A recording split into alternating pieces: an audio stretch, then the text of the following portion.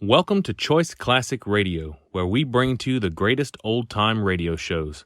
Like us on Facebook, subscribe to us on YouTube, and thank you for donating at choiceclassicradio.com.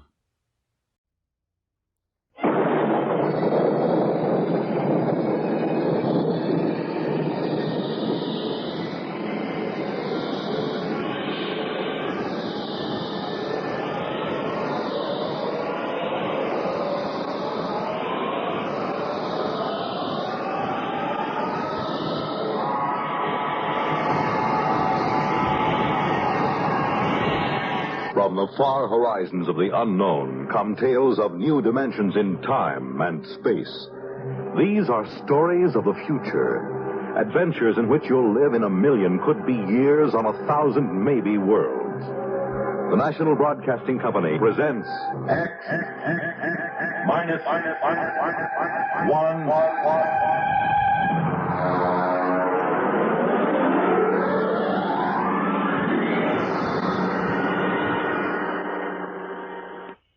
The Haunted Corpse by Frederick Pohl.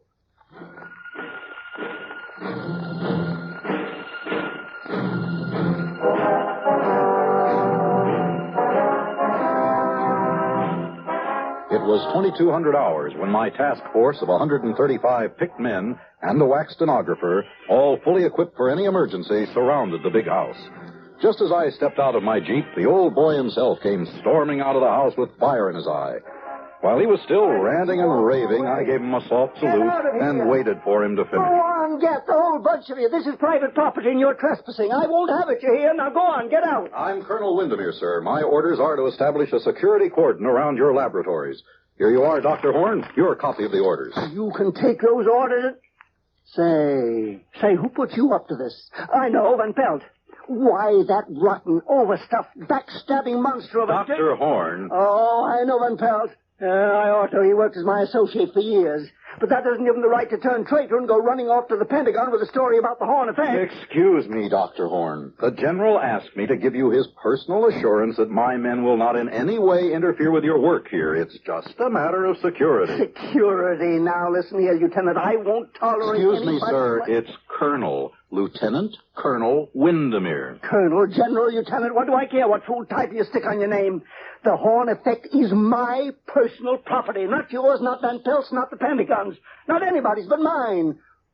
You and your whole army can go plumb to the devil. Good day.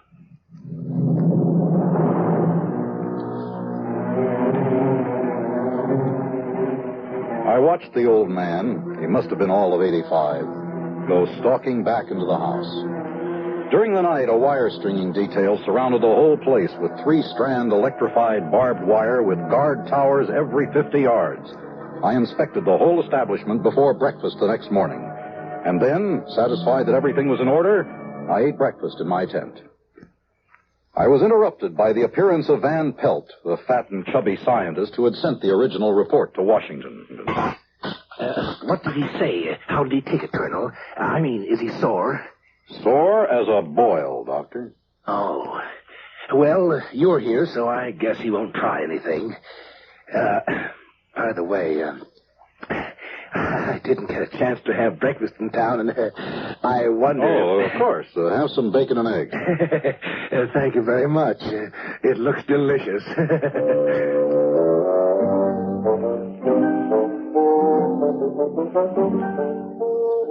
I watched him gobble up the rest of my breakfast. I was beginning to understand why Van Pelt and Horn didn't get along very well. Why Van Pelt finally went running to the Pentagon with his report. Of course, it was my job to keep an open mind, but I couldn't help thinking how I'd feel if my exec, Captain Lefferts, went over my head in that way. No, I couldn't blame Dr. Horn for being angry. At 1400, I went to see the doctor again. I brought along Corporal McCabe, my wax stenographer. Well, what do you two want? Good afternoon, Dr. Horn. I'm here to get your daily progress report. Daily? You want to report every day? Yes, sir. Refer to paragraph 8 of my orders. Corporal McCabe here is an expert stenographer. She'll take down your dictation. Dictation? No, I won't do it. I absolutely will not do it. You'll have to do it, sir. Why, Orders. why, you and your stinking little two-bit army. I ought to... Oh. Progress report, you say? Yes, sir. You're going to stick to what you say? I must, sir. Well, I suppose I must reconcile myself to the situation. Now, exactly what is it that you want, Lieutenant? The report, sir, and it's Colonel, not Lieutenant. Just so, just so. The report, all about my work, is that it? You may speak freely, Doctor. Corporal McCabe has full security clearance. Well, that must make her very happy. Yes, the report. Just so. Just so.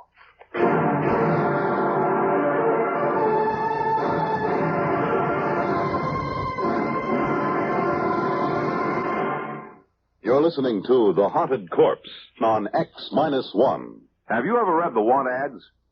Well, say one morning you pick up your hometown paper and spot an ad which reads, Wanted, for important position with fast-growing concern. Native-born American citizen, male or female, at least 35 years of age. Must be able to give proof of 14-year residence in the United States. Position of 4-year duration with possible renewal. Room and board furnished. Yearly salary, $100,000, with an additional $40,000 for travel and official entertainment, plus $50,000 for operating expenses. Summer residence furnished with paid vacation. Qualifications of applicant carefully checked before position assigned. Now, an ad sounds mighty attractive, doesn't it? But the job it describes isn't a soft one by any means. As a matter of fact, it's probably the toughest job in America, that of being President of the United States. And the first job of each president is to take an oath that he will faithfully execute the office to which he's been named and will, to the best of his ability, preserve, protect, and defend the Constitution of the United States. Yes, the job of being president is a mighty important one, but preserving and protecting the Constitution is even more important, because the Constitution is the supreme law of the land. The president may veto a bill, but if Congress, by a 2/3 majority, passes the bill over his veto, it becomes a law under the Constitution, unless set aside by judicial judgment. Thus, the best interests of the people are protected. That's how your American Constitution works.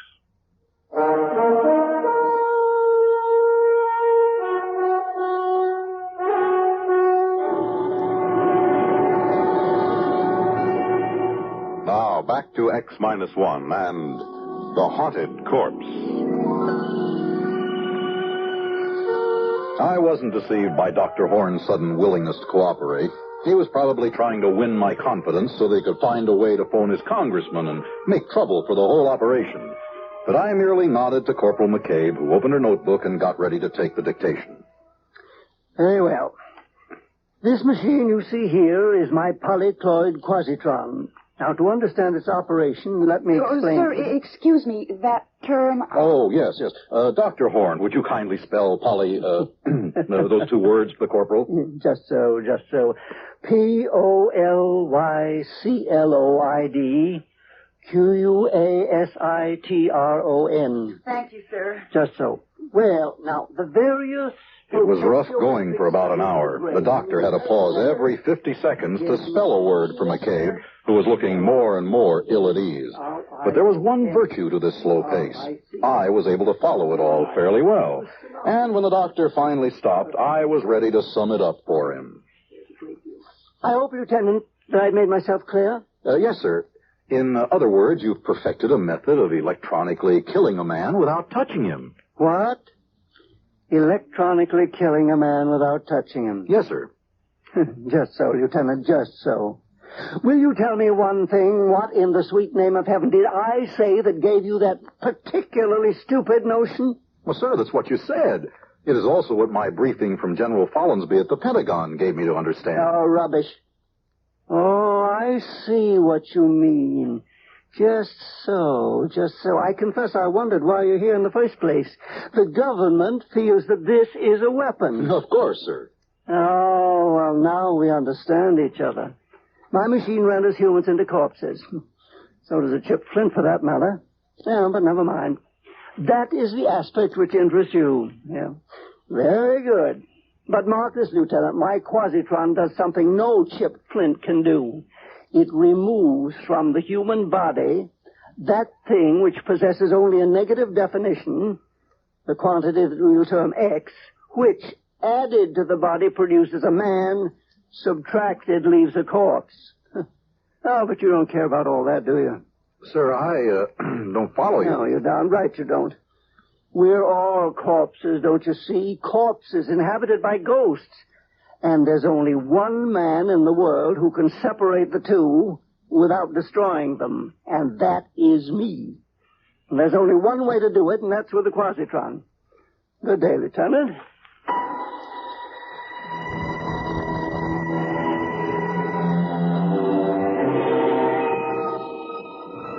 Corporal McCabe and I left hurriedly. I was ready now to make my situation analysis according to orders, but I decided to check one fact.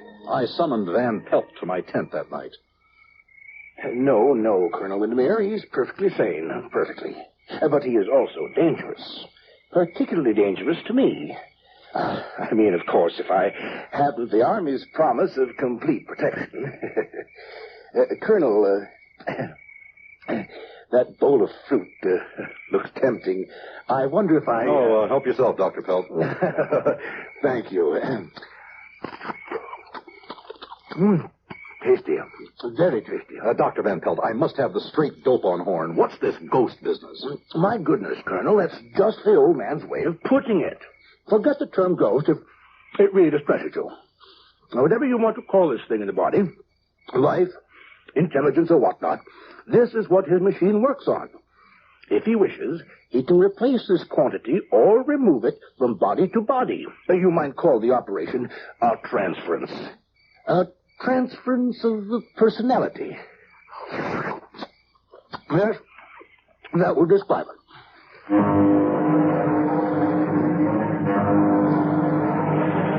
Well, I got rid of Van Pelt fast after that. Now I had something really exciting to look into. This old man had a machine that could take a person out of his body and put him into another one if he liked. Next morning, I demanded a demonstration, and Dr. Horn showed me how he could change a hen and a cocker spaniel with the Quasitron. It was weird, but impressive and convincing. Well, Lieutenant, do you believe in my machine now? Remarkable. But can it work with people? Well, indeed it can, but these ridiculous laws governing the conduct of institutions. Heaven knows I've tried to get permission for an experiment. A man dying of cancer, for instance, to exchange with a feeble-minded youth. Why not? Put the sound mind in the sound body and let the other die. But no, they won't have it. I see. Then it actually has never been done. No, but, now you're here, Lieutenant. A military man, very brave. It's just so.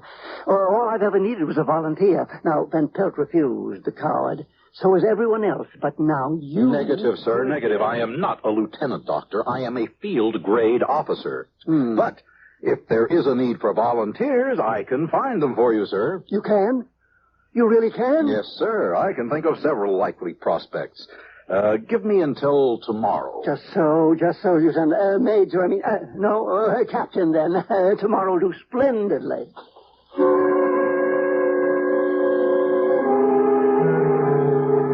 My immediate job was to get the volunteers. I would require two. The first was easy. A private in Able Company. I sent for him, and he appeared looking apprehensive. Sir, the colonel sent for me? I did. You're the latrine orderly of Able Company?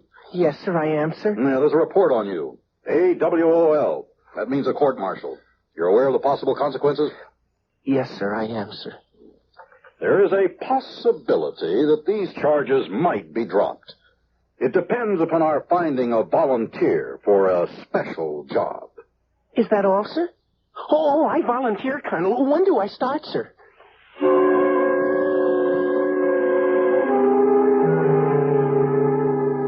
That was one. The second was a bit more of a problem. I thought at once of my executive officer, Captain Lefferts, a fine officer typical of the best leadership type. He had just been married, and he had no desire to be transferred to Saudi Arabia. Let me get this straight, Colonel.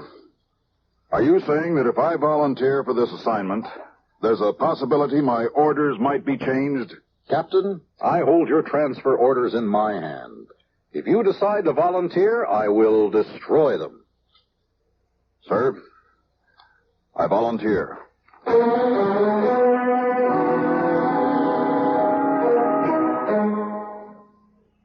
So it was done. The next morning, both men were strapped into Horn's infernal machine. There was a great crackling and sparking.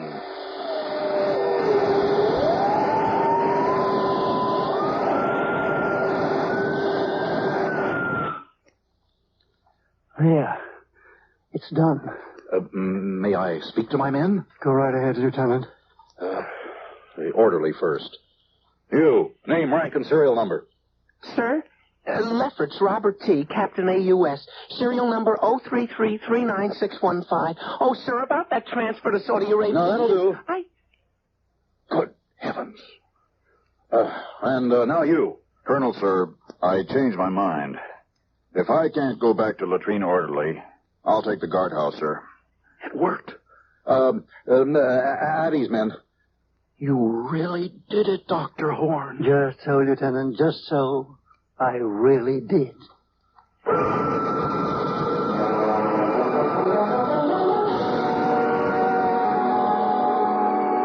Horn switched the two men back again while I rushed for the telephone. Crash priority, the Pentagon, General Follansby, priority and classified. Ask the general to stand by for scrambler.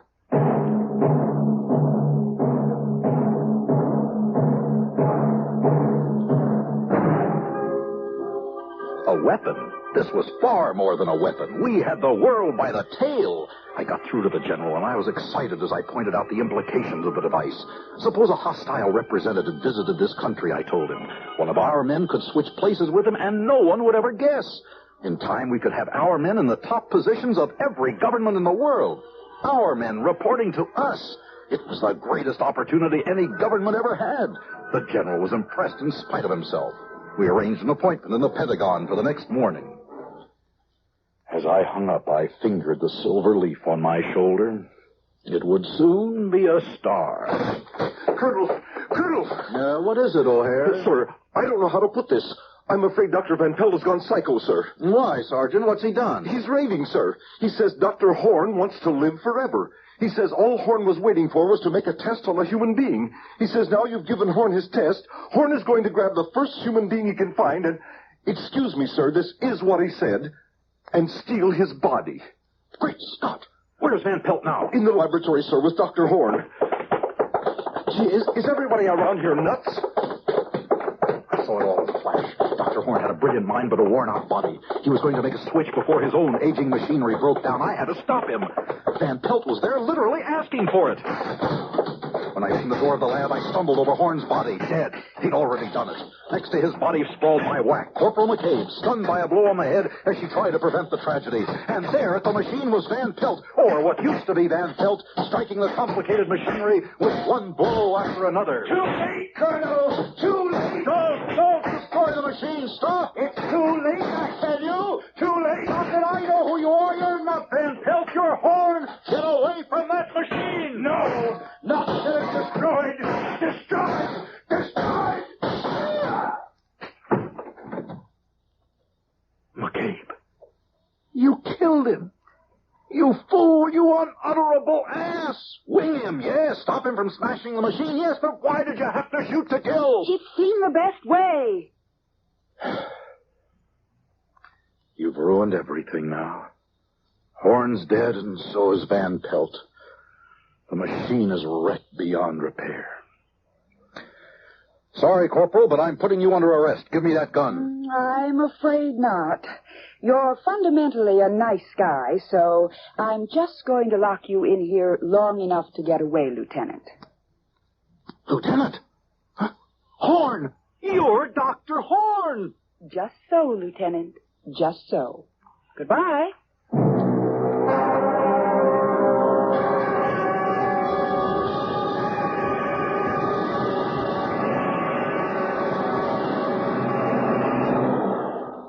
X-1 has brought you The Haunted Corpse, a story written by Frederick Pohl and adapted for radio by William Welch. Featured in our cast were Edgar Staley as Dr. Horn, Walter Black as the Colonel, and Dean Lyman Almquist as Van Pelt. Others in our cast were Lydia Bruce, Alan Collins, Bob Hastings, and Ralph Camargo. This is Fred Collins speaking. X-1 was directed by George Voutsas and is an NBC Radio Network production. We pause now for station identification.